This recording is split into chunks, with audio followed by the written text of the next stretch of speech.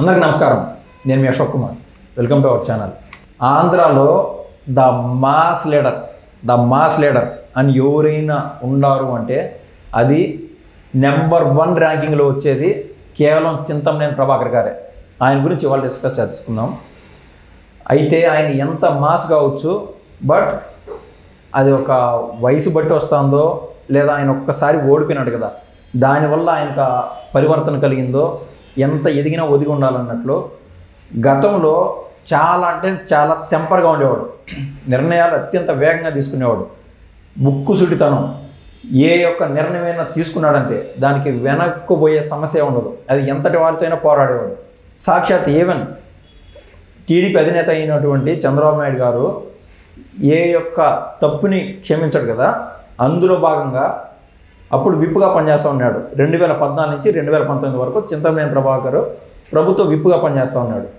ఆ సమయంలో ఆయనపై షోకాజ్ నోటీస్ వచ్చింది. ఎందుకు? ఏదో చిన్న కేసులు. అది ఎందుకంటే ఆయన ముక్కుసూటితనం వల్ల ఆయన వెళ్ళే దారిలో అడపడప కేసులు అవుతూ ఉంటాయి. కానీ ఏ ఒక్క దాంట్లోనూ అవినీతి కేసు అనేది కాదు, ఈయన దురుసు ప్రవర్తన వల్ల.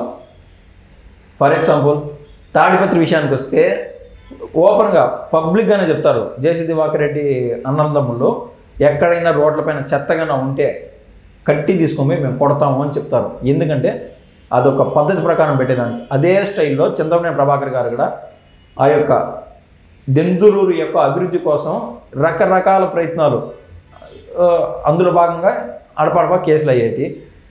సో చంద్రబాబు నాయుడు గారు ఇతని పైన షోకాజ్ నోటీస్ ఇచ్చాడని చెప్పి ఇతనుకు చెప్పా కదా, ముక్కుసూటితనం అని కోపానికి గురైపోయి అప్పటికప్పుడు నేను సొంతంగా పార్టీ పెట్టేస్తాను అట్లా అత్యంత వేగంగా నిర్ణయాలు తీసుకుంటా అట్లుండేవాడు చింతమనేని ప్రభాకర్ గారు.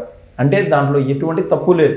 ఆ యొక్క ఆవేశాన్ని ఆపుకోలేక ఓపెన్గా అతని యొక్క భావాలు ఓపెన్గా కనిపించేటి. కొంతమంది మాత్రం కుళ్ళు కుతంత్రాలు లోపల పెట్టుకొని లోపల అవినీతి చేసే తత్వం చింతమనేని ప్రభాకర్ అసలే కాదు. అయితే ఇవాళ సూటిగా విషయానికి వస్తే ఈ యొక్క దెందులూరు ఎమ్మెల్యే అయినటువంటి చింతమనేని ప్రభాకర్ గారు ఇవాళ ఒక స్కూల్కి వెళ్ళాడు. ఆ స్కూల్కి వెళ్ళి దాదాపు 250 మంది పేద ఆడబిడ్డలకి గౌన్లు ఇవ్వడం జరిగింది. ఏది? పట్టు గౌన్లు. ఆ 250 గౌన్లు గాను 450 రూపాయలు ఒక్కొక్క గౌన్కి కూలి ఇచ్చి తయారు చేయించాడు. ఆ 250 గౌన్లు ఏ విధంగా తయారు చేయించినాడు అనేది ఇక్కడ అసలు కొసమెరుపు. ఏదైతే ఆయన విఐపి కాబట్టి అక్కడ ఇక్కడ సన్మానాలకు ఆయన డేట్స్ ఇవ్వాలని ఎంతోమంది పిలిచేవాళ్ళు ఉన్నారు. ఏది? పెద్ద ప్రోగ్రాంలకి. ఇంకా ఇళ్ళకి పిలిచేట్టుగా ఉంటే ఆయనకు గంటలు సరిపోవు. అంతమంది ఆంధ్ర రాష్ట్రంలో ఆయనకు అంతమంది అభిమానులు ఉన్నారు. ప్రభాకర్ మా ఇంటికి ఒకసారి రానాయనా అని పిలిచేవాళ్ళు. ఆయనకు అంత టైం లేదు. అడపాడప ఆయన పోయిన ఫంక్షన్స్కి ఆయనకు వచ్చిన శాల్వాలు అన్నీ వాళ్ళ ఇంట్లో పెట్టుకోవడానికి ప్లేస్ కూడా సరిపోక ఆ యొక్క శాల్వాల్ని, పట్టు వస్త్రాలు కదా శాల్వాలు అంటే, ఆ పట్టు వస్త్రాలని గౌన్లుగా తయారు చేసి పేద విద్యార్థులకు ఇవ్వడం అంటూ జరిగింది. ఇదే కోవలో ఆయన చెప్పేది ఏంది?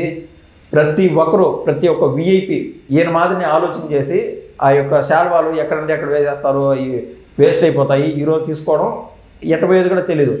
పేద విద్యార్థులకి ప్రతి విఐపి ఇదే మాదిరిగా ఇస్తూ పోతే ఆ పేదరికం అనేది అంతో ఇంతో కాస్తన్నా నిర్మూలించే దాంట్లో విధంగా కాస్తన్న ఘోరంతైన ఉపయోగం ఉంటుంది.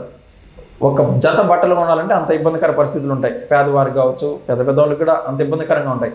సో అంతో ఇంతో మీ వంతు సాయం చేయండి అని ప్రతి విఐపికి ఆయన ఓపెన్గా కోరడం జరిగింది. ఇందులో భాగంగా మనం సూక్ష్మంగా చూసినట్లయితే 2014 నుంచి 2019 వరకు చింతమనేని ప్రభాకర్ గారి బిడ్డ ఎవరైతే ఉన్నారో ఆయనకు కుమారుడు, ఆ కుమారుడిని కూడా ఆ యొక్క ప్రభుత్వ పాఠశాలలో చదివిస్తున్నాడు.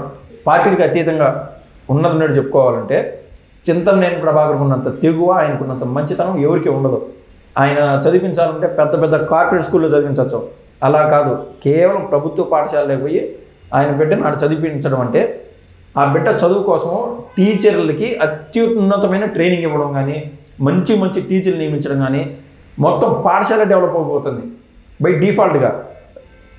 అంటే బయటికి ఇవన్నీ కనిపించకపోవచ్చు, కానీ ఇదే కోవలో ప్రతి వీపీ కనుక చూస్తే ప్రభుత్వ పాఠశాలలు అత్యంత వేగంగా డెవలప్ అవుతాయి.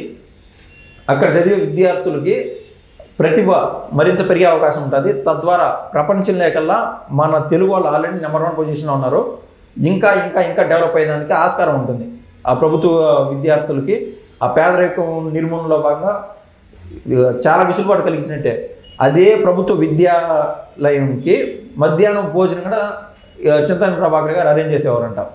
అది పక్కన పెడితే ఇన్నాళ్ళు కూడా గత 10 ఏళ్ళు 15 ఏళ్ళ నుంచి కూడా చూస్తే ప్రతిరోజు ఇప్పటికే చింతమనేని ట్రస్ట్ రూపంలో మధ్యాహ్నం భోజనం పెడతా ఉన్నారు. వాళ్ళ ఇంటికి పోయి ఖాళీ కడుపుతో వెనక్కి వచ్చేవాళ్ళు అంటూ ఎవరు ఉండరు, ఖచ్చితంగా అక్కడ భోజనం చేసి రావాల్సిందే.